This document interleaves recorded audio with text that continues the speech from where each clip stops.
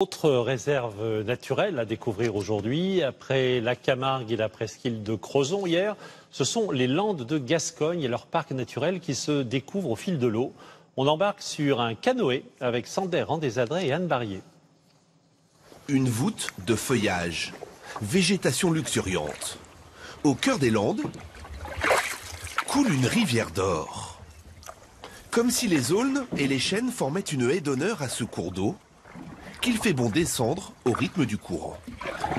On démarre le voyage, on est tout en haut de la rivière, au sud du bassin d'Arcachon. On a 80 km de cours d'eau à suivre sur cette rivière avec une pente douce. Alors c'est parti. C'est parti. Une balade au fil de l'eau, dont Frédéric ne se lasse pas. Dans la fraîcheur de cette galerie forestière, il aime chaque odeur, il s'émerveille des couleurs. C'est pas parce qu'il y a un parc que cette rivière est exceptionnelle.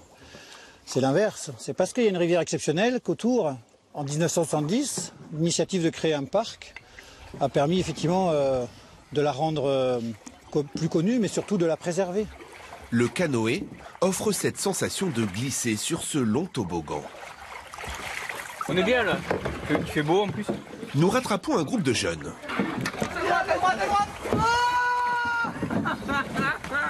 Parcours sinueux, où les obstacles sont nombreux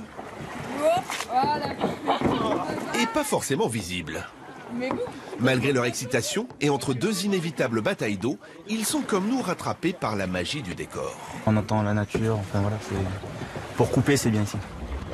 Nous reprenons nos distances et retrouvons le silence. Tout à l'heure, j'ai entendu les jeunes, ils disaient « Ce qui est bien, c'est qu'on entend la nature ». Je ne sais pas ce qu'ils ont entendu, mais en tout cas, ils ont entendu la nature.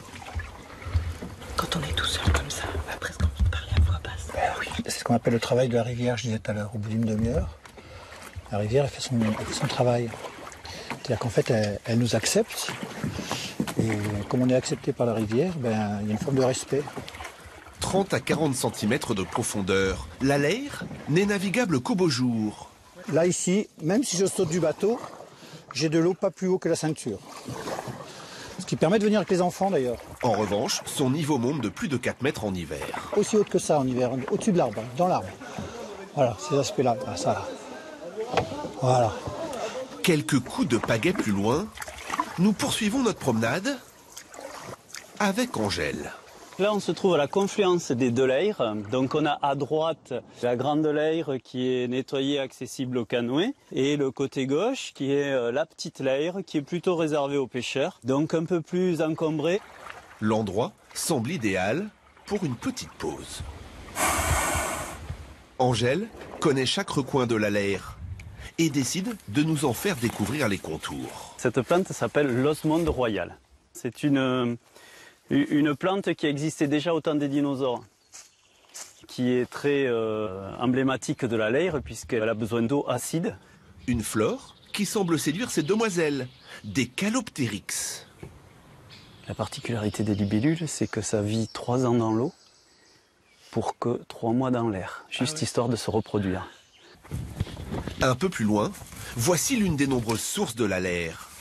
Alimentée naturellement par la pluie et les nappes phréatiques, l'eau traverse l'Alios, une pierre qui contient du fer. Et en sortant, avec l'air, elle s'oxyde. Voilà à quoi l'on doit sa couleur et son surnom de petite Amazone. Voilà. C'est maintenant Philippe qui nous accompagne pour la dernière étape. Ah là, c'est coton. C'est un peu broussailleux. Hein. Nous quittons peu à peu la forêt-galerie. Dernier arbre de Leyre avant le bassin.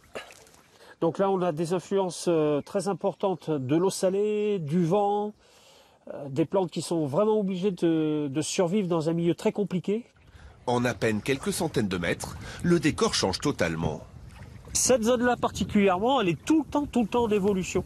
Il faut maintenant se frayer un chemin dans la roselière. C'est le delta, c'est un mélange d'eau douce et d'eau salée, au saumâtre donc, où vont pousser des plantes spécifiques qui vont garnir tout l'espace où l'Eyre rejette ses alluvions avant de se jeter dans le bassin d'Arcachon.